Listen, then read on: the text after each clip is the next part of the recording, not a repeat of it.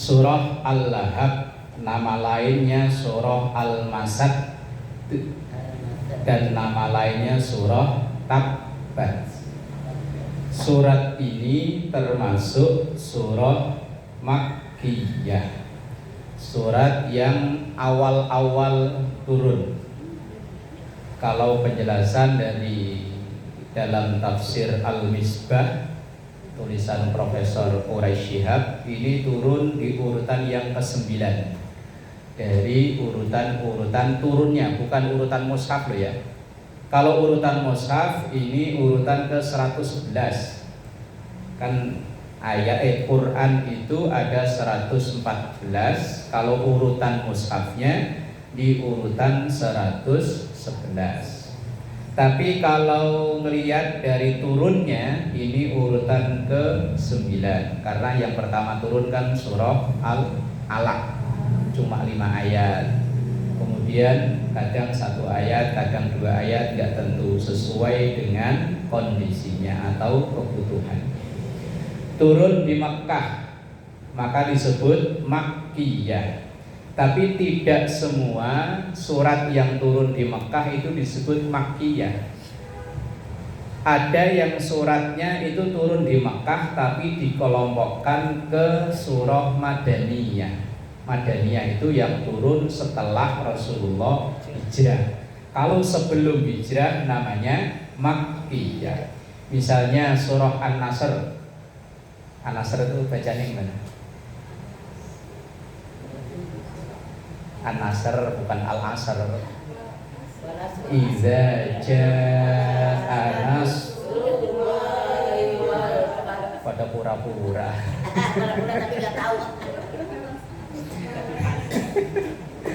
Oh, kayak jet pump yang udah lama nyalanya baru dipancing dulu baru nyala.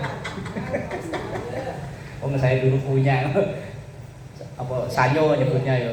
Kalau mau nyalain itu harus pakai kayu dulu, baru nyala. Adanya di atasnya. Surah An-Nasr atau Idza Jaa Nasrullah itu turunnya di Mekah, yaitu pada saat Rasulullah haji yang terakhir atau disebut dengan haji wada. Itu bahasan nanti pertemuan berikutnya. Ini nyuplik aja dikit. Walaupun itu turunnya di Makkah, tapi disebutnya Madaniyah karena turunnya pada tahun ke-8 Hijriyah. Berarti 8 tahun setelah hijrah. Ini tahun baru hari ini kemarin sih? Kemarin minggu.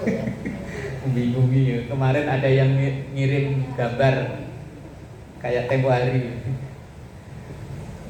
bahwa katanya apa 1 Muharram hari ini ya, mau kemarin mau hari ini sama saja. nggak ada efek mana. Ya wes bola.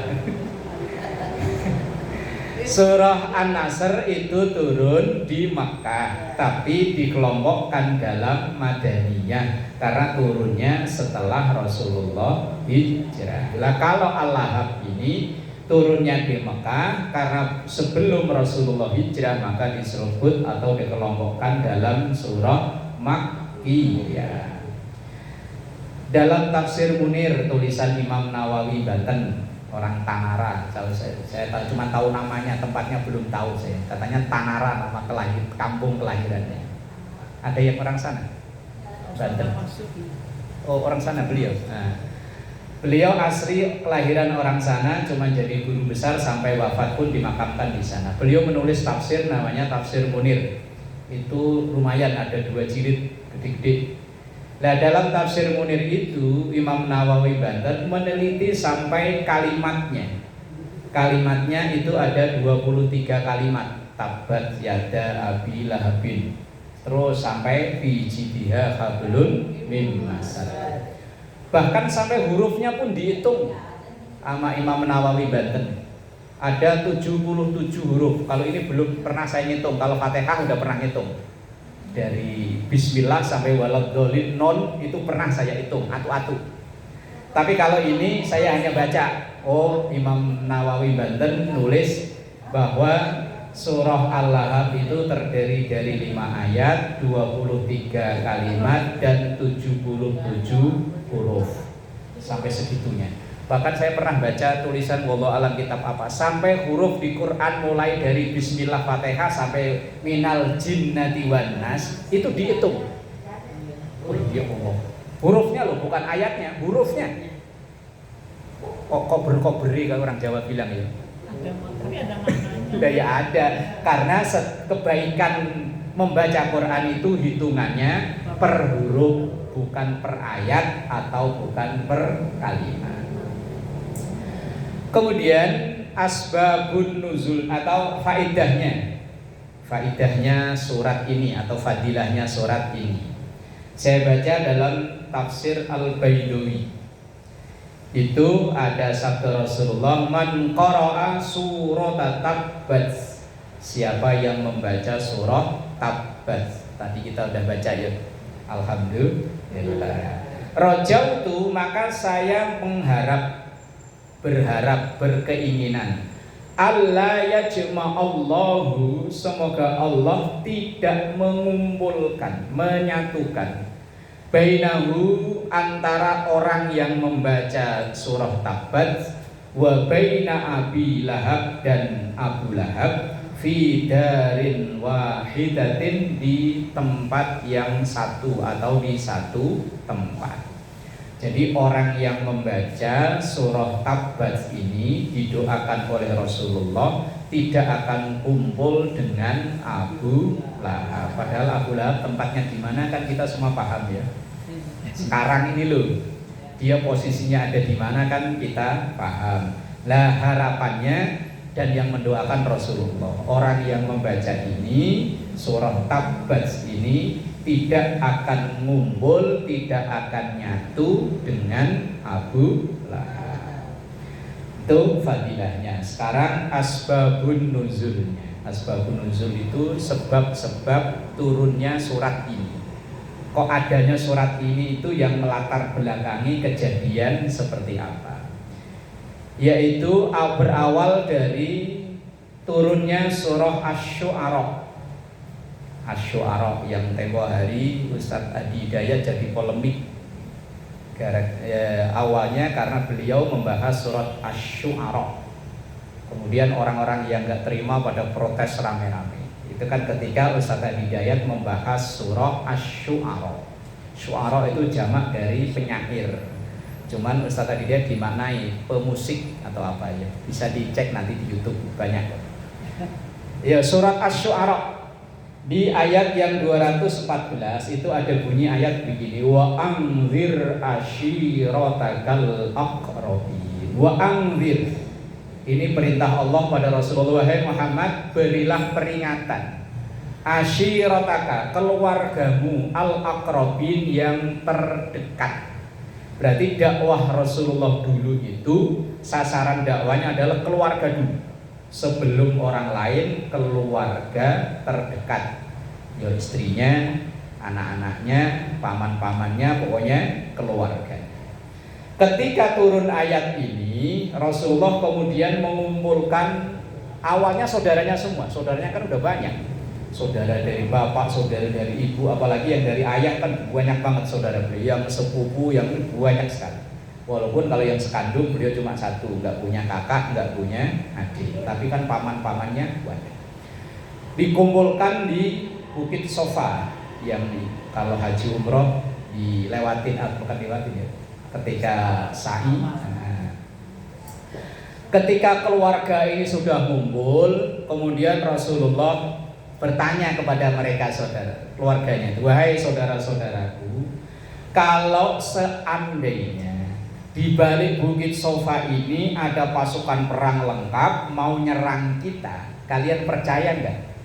Kemudian keluarganya itu jawab, percaya. Kenapa kalian percaya? Karena sejak dari kecil engkau Muhammad belum pernah bohong. Maka beliau digelari Al-Amin, orang yang bisa dipercaya. Bahkan dalam riwayat itu ketika orang-orang Quraisy itu mau berdagang sampai ke luar negeri, itu nitipin kunci rumah ya ke Rasulullah itu, karena saking percayanya, saking jujurnya. Nah, kemudian Rasulullah melanjutkan, kalau seandainya pasukan itu tiba-tiba udah ada di belakang kita langsung nyerang kita, kalian tetap percaya? Percaya. Kalau engkau yang ngomong, percaya Muhammad. Nah, terus masuk pada tujuannya Rasulullah. Nah, kemudian kalau seandainya nanti setelah kehidupan sekarang ini ada kehidupan lagi, kalian percaya nggak? Lah mulai mikir. Ada yang percaya, ada yang enggak, ada yang ragu-ragu. Yang iman nanti akan ke surga memperoleh kebahagiaan yang sejati, hakiki. Yang nolak nanti neraka. Nah, ini mulai paman-pamannya, keluarganya ini terbelah menjadi 3 kelompok. Ada yang langsung percaya, ada yang percaya sih percaya, tapi bener gak sih? Kalau dilihat dari rekam jejaknya, track recordnya sih ini orang jujur, tapi kok ceritanya kayaknya nggak masuk akal. Ragu-ragu ya. Ada yang sama sekali memang nolak. Nah, yang percaya dan mendukung apa yang dilakukan Rasulullah itu pamannya, ada namanya Abbas. Ada sahabat biasanya disebut Ibnu Abbas. Nah, itu Abbas itu paman. Karena ayah Rasulullah itu Abdullah itu sekandung dengan Abbas. Kemudian ada yang percaya lagi dari kalangan pamannya, namanya Hamzah. Nah, Hamzah ini yang gugur pada saat perang Uhud dan meninggalnya di kalau sekarang bahasanya cacah-cacah itu mutilasi. Yang mutilasi bukan laki, perempuan. Namanya Hindun. Itu saya pernah nonton walaupun itu film ya, tapi kok ya miris. Ini di black, kesini apa kesini blacknya? Itu diambil hatinya, dikunyah sama perempuan yang namanya Hindun. Nah, yang nombak pertama kali budak hitam namanya Wahsy. Cuma diupah, dibayar sama Hindun. Wahsy, kalau kamu bisa membunuh Hamzah, kamu saya bebaskan. Wahsy akhirnya nombak itu Hamzah. Begitu Hamzah udah terjatuh, kemudian Hindun bawa pisau, belek jantungnya, hatinya diambil, dikunyah-kunyah. Lihat film di YouTube ya, wow. Kalau lihat dunia nyata kayak apa itu? Kalau saya mungkin langsung kelenger kan. Wong saya pernah melihat orang tabrakan aja tangan saya gemeter gini. Ngreweli kalau orang Jawa bilang.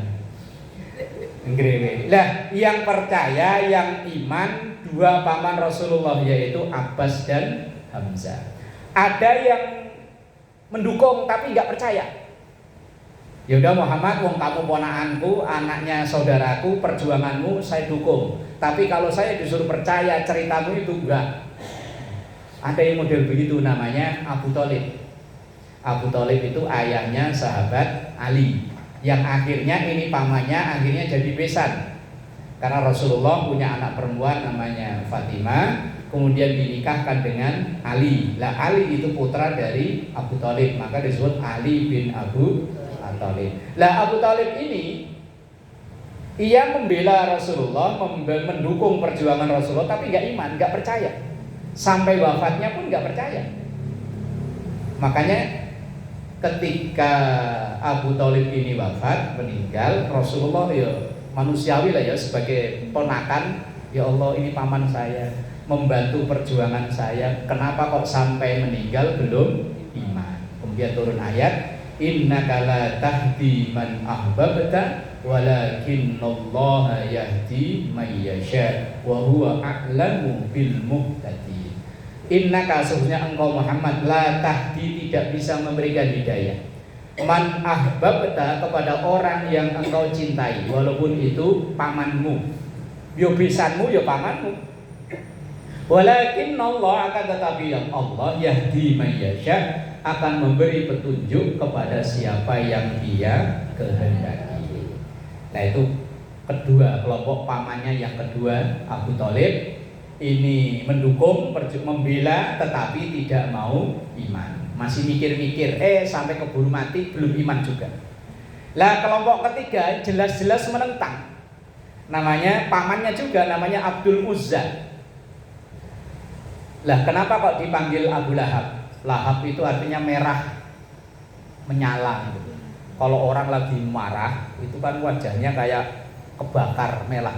Lah Abu Lahab itu wajahnya kayak begitu. Makanya dulu di film yang Umar, yang dulu tayang di MNC apa ya, yang menjelang sahur, gak pernah nonton ya? Yang film pokoknya judulnya Umar. Lah Abu Lahab itu memang digambarkan wajahnya yo memerah, dan kalau dalam tafsir itu rambutnya sukanya dikepang, dipelintir-pelintir itu ya. Nah itu Abu Lahab, wajahnya agak kemerah-merahan, maka disebut Lahab. Lahab itu artinya menyala-nyala. Padahal nama aslinya Abdul Uzza. Abdul Uzza, Uzza itu nama berhala. Nama berhala yang jadi sesembahan orang Arab sebelum datangnya Islam. Nah, 3 kelompok paman Rasulullah ini ada yang iman dan mendukung, nama dari Abbas dan Hamzah. Ada yang mendukung tapi nggak iman, namanya Abu Thalib. Ada yang jelas-jelas menentang, menolak dan memusuhi Rasulullah, yaitu Abdul Uzza atau disebut dengan Abu Lahab. Nah ketika Rasulullah menyampaikan yang tadi itu, bahwa nanti ada kehidupan berikutnya begini, langsung Abu Lahab itu Abdul Uzza ya, namanya Abdul Uzza. Nama aslinya Abdul Uzza. Lahab itu kan julukan, orang ngasih julukan. Misalnya mohon maaf, orangnya kulitnya ireng, walaupun namanya Siti kadang dipanggil Hitam manis. nah ya kadang orang kalau di kampung saya dulu, mohon maaf ya, nama aslinya itu Kaspan, tetangga gak jauh dari rumah. Cuman saya taunya dari kecil orang itu panggilannya Gareng. Gareng jelek. Gareng itu nama toko pewayangan itu. Sampai akhirnya saya tahu itu ada orang nganterin undangan. Dia nanya, "Dek, saya masih SMP apa?" Saya tanya, "Lalu rumah Pak Kaspan yang mana?" Saya pelonga, Kaspan siapa ya? Akhirnya mak saya panggil, "Itu loh Pak Gareng." Ya Allah, namanya Kaspan panggilannya. Lah sekarang banyak yang kita tahu hanya nama panggilan, nama asli nggak tahu. Lah Abu Lahab itu kita kan tahunya Abu Lahab ya. Nama aslinya jarang yang tahu. Nama aslinya Abdul Uzza. Nama populernya kalau artis ya nama panggung. Nama panggungnya Abu Lahab. Ketika disampaikan gitu, langsung Abu Lahab itu Abdul Uzza berdiri. Dia ngomong, kalau Arabnya begini, "Alihada jama'tana tabban laka ya Muhammad."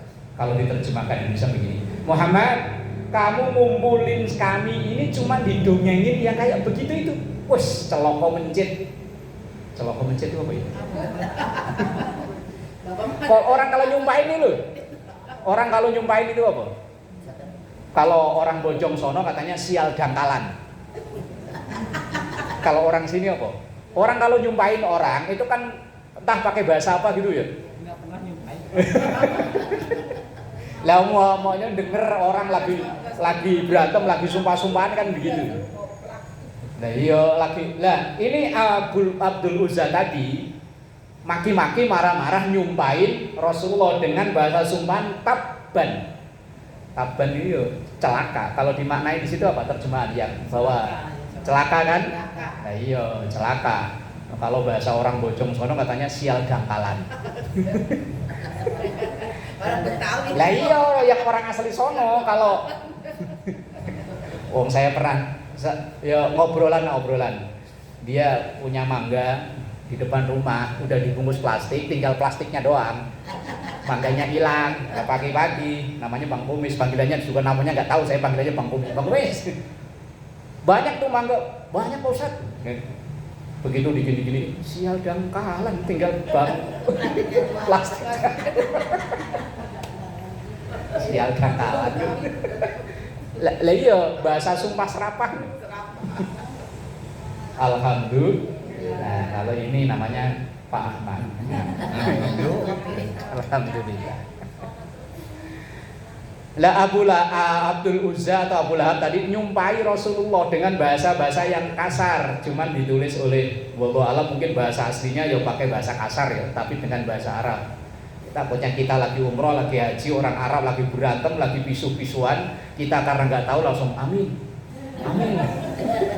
Dikiranya didoain, padahal lagi berantem, lagi pisu-pisuan. Kalau orang Jawa pisu-pisuan, orang Jakarta apa? Caci-cacian, apa maki-maki, caci maki lah gitu. Lah Abu Lahab, Abdul Uzza, Abu Lahab nama panggilan. Ketika nyaci maki Rasulullah kayak begitu, Rasulullah sepatah kata pun enggak dijawab. Nah ini pelajarannya buat kita, ketika kita dicaci maki orang, yo wis meneng bae. Tapi yo angel yo, pengennya enaknya bales ya. Lah kalau ngikuti tuntunan Rasulullah, ketika Rasulullah dimaki-maki Abdul Uzza, Rasulullah diem sepatah kata pun nggak ngomong. Dan ini pernah saya praktekkan, cuman yo abot. Saya mau ngajar kebetulan pagi-pagi. Ibu mungkin yang pernah lewat Kebon Baru di Tikungan itu kan ada sekolah SD. Di situ. Ya ke pagi-pagi saya pakai helm, tapi kan saya pakai sarung. Lah begitu di depan saya itu, mohon maaf, ada ibu-ibu, moga-moga bukan ibu sini.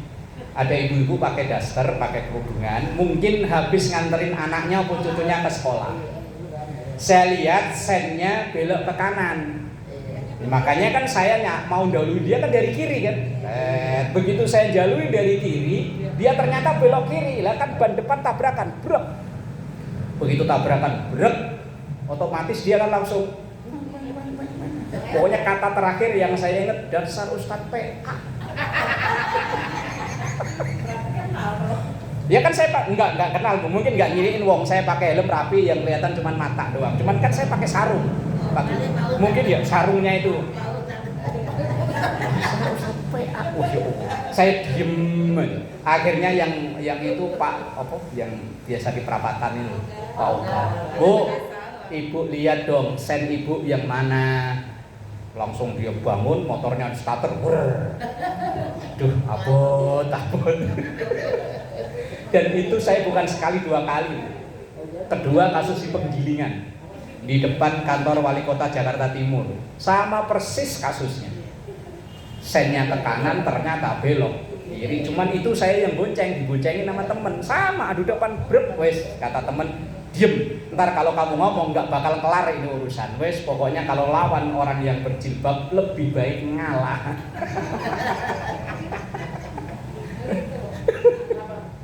Iya lah jago, kalau perempuan naik motor jadi jago apa ya? Iya makanya. Jadi jago. Nggak lama itu kok. Kamu salahin. Loh, saya pernah belum lama kejadian belum lama. Lagi macet-macet, saya naik motor, seret di truk itu ada tulisan, ya Allah lindungi aku dari emak-emak naik motor metik sen kanan ternyata belok kiri. Tulisan truk. Saya foto itu, bener saya foto. Sekarang saya jak motor di sini, tulisan keren ini, saya foto. Ya Allah, ini tuntunan dari surah kisah Al-Lahab. Surah Al-Lahab ini dimaki-maki oleh Abdul Uzza, tapi Rasulullah enggak jawab, wis diem. Kalau kata orang Sunda buat cicing wae ya, diem. Begitu itu kemudian enggak lama turunlah malaikat Jibril langsung membawa ayat ini. Tabbat yada abi lahabi wa tabbat celaka. Yada dimaknai tangan, tapi itu hanya sebagai kiasan. Yang rusak, yang celaka bukan hanya tangan, yo diri Abul Uzza atau Abu Lahab itu. Abi Lahab wa tab dengan sebenar-benarnya celaka. Dan memang akhir hidupnya Abu Lahab ini tragis.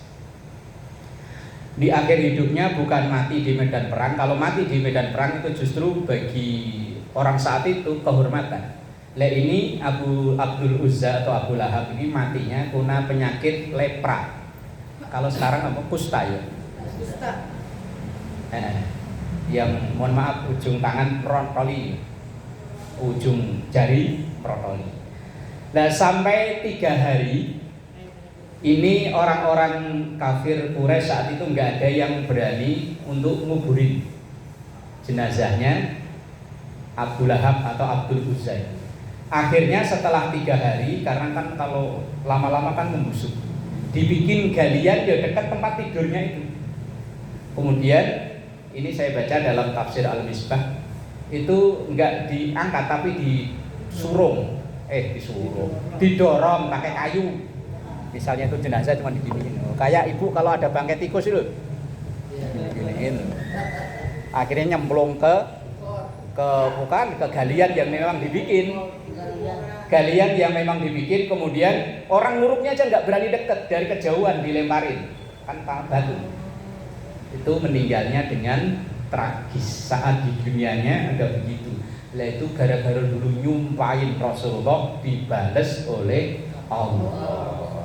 Lah kalau orang nyumpahin kita yang bales, Allah ya udah nggak mau campur tangan. Ya wes 11 12 sama aja. Lah itu Rasulullah disumpahin tapi Rasulullah enggak bales. Yang bales Allah dengan menurunkan ayat tabbat yada abi lahabi wa tab. Nah, belakangnya itu qalqalah akbar berarti wa tab agak ditahan baru qalqalahnya ditongolkan. Tabbat yada abi lahabi wa tab. Ini ayat yang pertama. Kalau udah meninggal dalam keadaan tragis kayak begitu itu nggak ada yang mau ngangkat, sampai disurung-surung, didorong-dorong pakai kayu. Akhirnya begitu udah masuk ke galian dilemparin dari kejauhan. Tragis. Maka tabat langsung ujungnya belakang, watab celaka dengan sebenar-benarnya celaka. Itu di dunianya. Akhirat ya nanti di ayat selanjutnya. Kalau sudah begitu ma'aghna anhu maluhu wa ma kasab. Tidak aghna berguna. Anhu dari Abu Lahab, maluhu hartanya. Wa ma kasab dan apa yang diusahakannya. Yang Qur'annya ada terjemahannya. Gimana terjemahannya? Benar begitu? Benar ya? Ya. Tidak bergunalah dari Abu Lahab itu maluhu hartanya, wa ma kasab dan apa yang diusahakannya. Lah kalau udah mati kayak begitu tadi itu, walaupun dia banyak duit, orang yang mau ngubur aja nggak ada yang mau. Apalagi ngedoain, ngubur aja nggak mau, berarti duitnya biar banyak kayak apa ya wes nggak ada gunanya. Maka saya pernah mendengar nasihat kayaknya bercandaan tapi bener.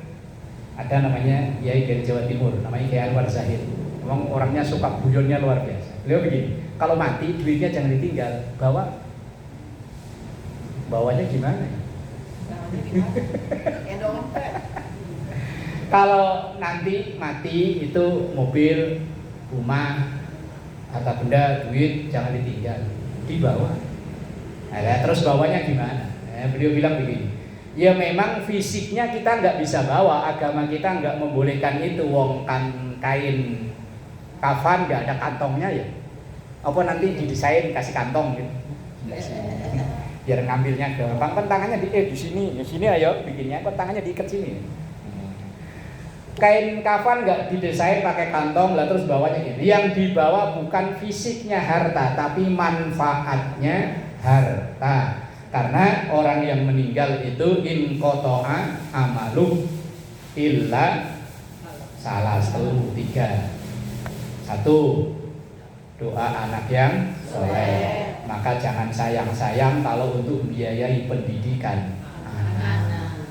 Ini kadang anak dicariin yang gratisan apa namanya? KJP. Ngambil KJP pakai gelang dari sini ke sini. Pakai HP bagus. Yo Allah. KJP itu program memang gratis ya, pendidikan gratis ya. Di Bekasi nggak ada. Bekasi nggak ada masalahnya. Ini cerita orang-orang loh, cerita orang-orang. Ya Allah, ngambil KJP tapi gelangnya dari sini segini.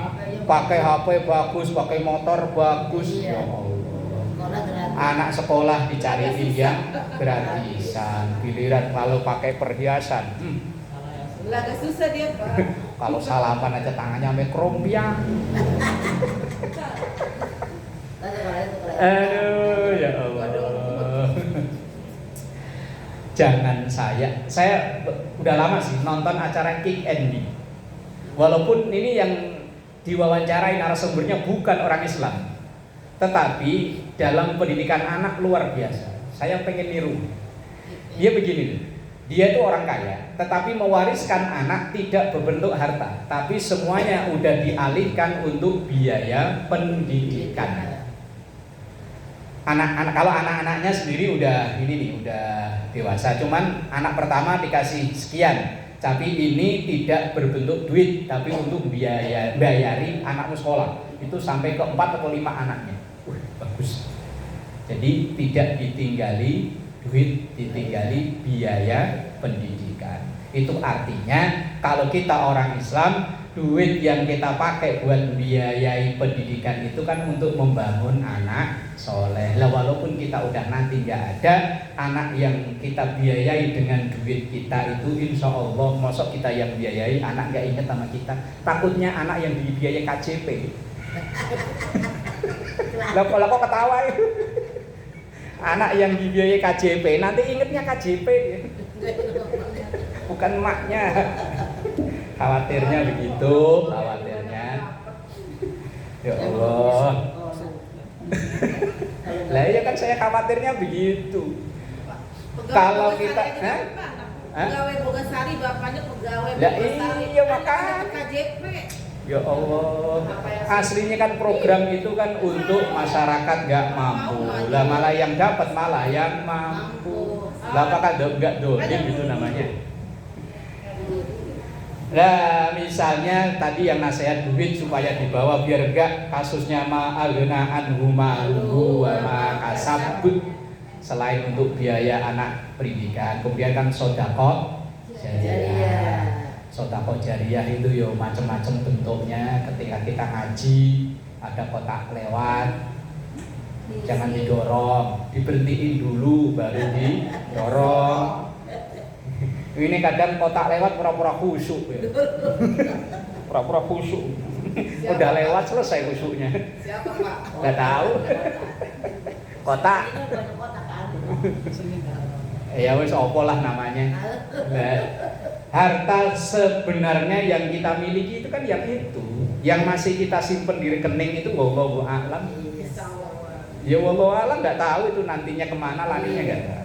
Lah yang ketiga yang tetap kan ilmu yang manfaat. Lah kita ngaji ini dalam rangka nanti suatu saat siapa tahu kita bisa ngajari orang walaupun cuma sekalimat kabat. Kol-kolah itu ada 3 loh. Suhro, kubro, akbar. Walaupun cuma sepotong itu yang kita ajarkan, kok ternyata nanti kepake. Ya, siapa tahu itu yang menyelamatin kita nanti di akhirat. Wallahu a'lam, kita juga nggak tahu kan ya. Ma'alna anhu maluhu wa ma kasab. Kalau sudah kasus kayak Abu Lahab itu tadi, duitnya, hartanya wes nggak ada gunanya sama sekali. Orang yang sudah inna lillahi wa inna ilaihi rajiun, dalam hadis Rasulullah yang nganter kan 3, duitnya, keluarganya, sama amalnya. Yang 2 balik, duitnya sama keluarganya kan balik, tinggal amalnya yang nemenin. Iya, lakinya katanya dulu waktu pacaran katanya sehidup Mati kawin lagi. Iya. Lah iyo. Duitnya ya begitu, biar dia orang kaya raya, mobilnya mobil yang berkelas lah. Ketika ia meninggal paling-paling yang bawa APV. Ambulan kan APV ya. Iya. Ya kalau dulu malah kijam ya ngoprok.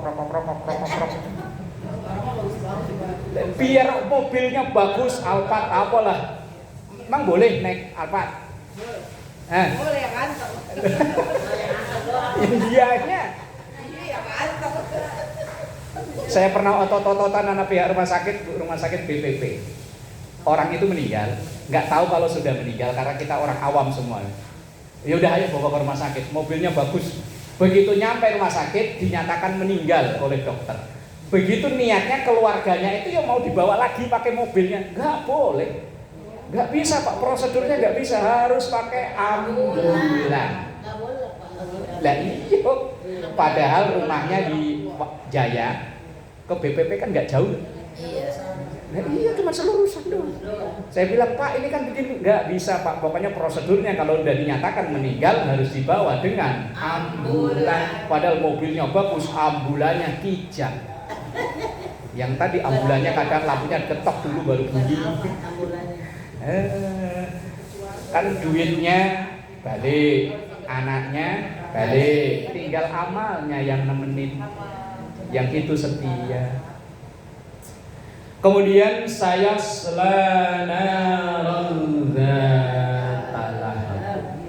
sa itu di situ artinya akan, berarti saat itu belum. Akan kami apa itu? Buat lemparkan. Kalau di situ artikan apa?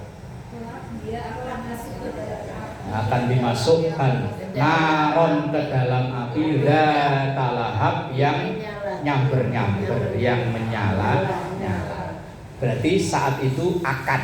Berarti yang namanya akan kan belum. Di dunianya matinya udah kayak gitu tadi, karena penyakit kusta 3 hari gak ada yang ngurus, akhirnya cuma didorong pakai kayu. Begitu matinya udah langsung diancem, saya selanaron talahab. Udah disediain tempat khusus yaitu talahab, api yang menyala-nyala. Nah, orang yang membaca surat ini diharapkan atau didoakan oleh Rasulullah gak nyatu dengan Abdul Uzza atau Abu Lahab di talahab tadi, api yang nyamber-nyamber, yang menyala-nyala. Lah Abu Lahab itu nanti di sono sendirian apa ditemenin istrinya? Sendiri. Kita baca ayat selanjutnya dong. Wa mra'atuhu hammalatal hatab. Loh, itu namanya yang sehidup semati ya itu tuh. Abu Lahab ternyata tipe setia ya. Di dunianya bareng, di neraka ya. Setia ternyata ini namanya kekasih dunia akhirat. Apa lagunya Rita Sugiarto? Tapi kan celaka Pak. Lah yang mau celaka mau apa, yang penting kan tetap bersama, katanya dalam susah dan senang. Hidup bersama. Karena istrinya penyebar fitnah. Lah iya, wa mra'atuhu hammalatal dan istrinya hammalah. Hammalah itu artinya wanita yang kemana-mana membawa. Al-hatab itu terjemah asalnya kayu bakar. Terjemah aslinya hatab itu kayu bakar. Tapi ini kan bahasa kiasan. Masa orang masuk neraka gara-gara bawa kayu bakar, kan enggak tuh. Kayu bakar itu kan biasanya untuk membakar. Nah kalau bahasa sekarang membakar itu ya ngompor-ngompori. Ngompor-ngompori bahasa ini apa? Kalau orang Jawa ngojok-ngojoi. Ngompor-ngompori ya kan? Biar ngeluh. Bos pokoknya Abu Lahab sama istrinya itu 11-12. Yang lakinya langsung memusuhi depan-depan dengan Rasulullah, yang istrinya ngompor-ngompori orang supaya memusuhi. Nah, gitu loh. Yang lakinya kan langsung nih depan-depan. Kalau yang perempuan ya ngompor-ngomporin orang-orang, jangan percaya sama keponakan saya itu. Ngomongnya begitu, keponakan saya mah apa? Biasanya kan kalau emak-emak kan ngomongnya enak gitu ya. Wa mra'atuhu hammalatal hatab, dan istrinya itu yang kemana-mana bawa kayu bakar. Itu bahasa kias. Kayu bakar itu kan untuk membakar, manas-manasi. ngompori. Lah kalau dulu itu untuk memusuhi langsung pada Rasulullah. Nah, istri Abu Lahab ada yang tahu namanya? Namanya bagus loh. Ummu Jamil. Nama aslinya itu Arwah binti Harb. Cuman karena orangnya cantik, Jamil itu kan cantik.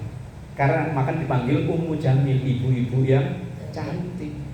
Maka yo orang cantik itu belum tentu ya cantik loh. Ummu Jamil, Abu Lahab itu orang kaya raya. Masa orang kaya raya bininya jelek kan enggak. Yang milih yang cakep lah, orang kaya kok banyak duit. Kan bini tinggal nunjuk kalau orang kaya mah. Lah Abu Lahab ya begitu, yang ditunjuk ini anaknya Harb. Harb itu bapaknya Abu Sufyan. Abu Sufyan itu orang yang dulunya memusuhi Rasulullah, tapi akhirnya setelah Fathu Mekah dia masuk Islam. Lah Abu Sufyan itu punya anak namanya Muawiyah. Lah Muawiyah itu nanti yang jadi khalifah setelah Ali. Setelah Ali kan Abu Bakar, Umar, Utsman, Ali. Begitu Ali selesai, ini dilanjutkan oleh Muawiyah, maka disebut dengan Bani Umayyah. Lah Bani Umayyah ini yang terus, yang konon katanya yang mendirikan Al-Azhar Mesir itu dari keturunan itu. Bani Umayyah itu lanjutannya kalau diurut-urut. Nah, Ummu Jamil itu sebutan, nama aslinya Arwah binti Harb. Karena orangnya cantik dipanggilnya mungkin ibu-ibu cantik. Gini. Kalau sekarang apa? Macan. Mak-mak cantik. Lah iya. Nah, sebelah rumah saya itu kalau minggu pagi buat senam, kalau pada ngobrol kan macan. Mak cantik katanya. Lah ya bukan nguping, ngopongnya di teras aja. Habis senam kan biasanya pada ngopi, pada makan di teras. Lah ngomongnya. Iya benar Pak, ya Pak. Mama kalau makan baju senam udah cantik benar. Oh, iya. Pasti sayang Pak. Asik. Senamnya rajin, makannya sedabrek. Iya. Apa jangan gitu loh benar Pak. Benar Pak. Enggak ya, saya sering ngomongin orang rumah begitu. Wah habis senam katanya biar langsing, tapi habis senam pada patungan beli makannya segini. Benar makan. Jualan gua yang makan tuh makan. Ummu Jamil, panggilannya Ummu Jamil, mak-mak cantik. Wa mara'atuhu hammalatal.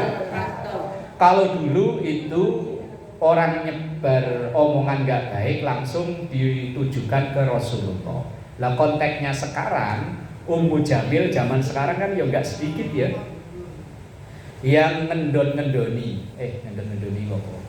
Orang udah bersemangat baik, tapi gara-gara diomongin dia nggak jadi akhirnya. Apa namanya? Misal ada ibu mau ikut gabung pengajian, lah kemudian diomong ngapain ngaji di situ? Ya ngaji. Apa namanya? Kalau orang Jawa ngedon-ngedoni. Orang udah semangat mau berangkat, gara-gara diomongin akhirnya lemes. Begitu lemes nggak jadi. Sama aja kayak ngompor-ngomporin itu. Lah kalau ngomporin kan menyemangati, tapi ini ngendon-ngendorin. Orangnya udah semangat, misal ibu-ibu ini bulan Muharram udah semangat, ayo kita kumpulin dana, kita ngadain acara santunan, mau semangat. Begitu diomongin sama dia, ngapain ngadain santunan, nyampein diri aja. Langsung akhirnya nggak jadi gara-gara diomongin dia. Lah orang ini model Ummu Jamil zaman sekarang ya begitu. Ummu Jamil zaman now. Nah iya. Wes ada orang mau berbuat baik gara-gara omongannya nggak jadi. Ada orang yang dulunya rukun akur gara-gara omongan dia jadi berantem. Maka namanya wamro'atuhu hammalatal. Yang perempuannya suka bawa kayu bakar alias ngompor sono ngompor sini, wes ngember sono ngomber sini, wes akhirnya hancur berantakan. Kemudian fi jidiha hablum min fi jidiha, di lehernya hablun, udah menjadi bahasa kita kabel, bahasa Arabnya hablun, bahasa kitanya kabel. Kabel udah buat ngiket aja. Nah, sabut lah ya, sabut kan kabel. Kabel kan ada yang sabut aja. Nah ini min masad, dari yang di apa pintal apa di apa sabut kalau satu-satu kan gampang dipatahin. Tapi kalau udah dililit-lilit jadi tambang kan kuat. Ini juga bahasa kinayah. Seakan-akan di lehernya itu selalu bawa tali yang kayak begitu itu. Ini bahasa kinayah, bahasa kiasan. Orang yang kayu bakarnya itu biar bisa dibawa ke sono kemari, maka dia bawa tali. Ini bahasa kiasan. Orang yang bisa omongannya ke sono kemari, dia bawa alat omongan, dia entah bawa opo kayak gitu, biar omongannya itu gak capek-capek, ngember aja ke sono kemari. Lah itu terjemahan kalau diterjemahkan dalam konteks sekarang, yaitu fi jidha hablum min masad. Lah ini kisah atau hitopnya atau yang menjadi objek pembicaraan ini adalah Abu Lahab atau Abdul Uzza dan istrinya. Lah zaman sekarang apakah ada Abu Lahab zaman sekarang? Abu Jahal Abdul Uzza banyak. Ada orang mau berbuat baik dialang-alangi, dimusuh-musuhi. Ada yang berhadapan langsung kayak Abdul Uzza atau Abu Lahab, ada yang lewat belakang kayak Ummu Jamil atau ibunya itu tadi, istrinya itu tadi, yang wa mra'atuhu hammalatal hatab. Ini berkenaan dengan surah Al-Lahab atau nama lain Al-Masad atau nama lain Tabbat, yang terdiri dari 5 ayat yang isinya tentang akibat dari orang-orang yang mendustakan utusan Allah. Akhirnya hidupnya di dunia juga udah sengsara kayak cerita itu tadi. Di akhiratnya udah disediakan sayas lanaron zatalahab. Dan semoga kita semua termasuk hamba-hamba Allah yang menerima ajaran Rasulullah sami'na wa ata'na. Kita dengar, yuk kita taati semampu dan sekuat tenaga kita. Wallahu a'lam bishawab. Kalau ada yang mau disampaikan, monggo silahkan.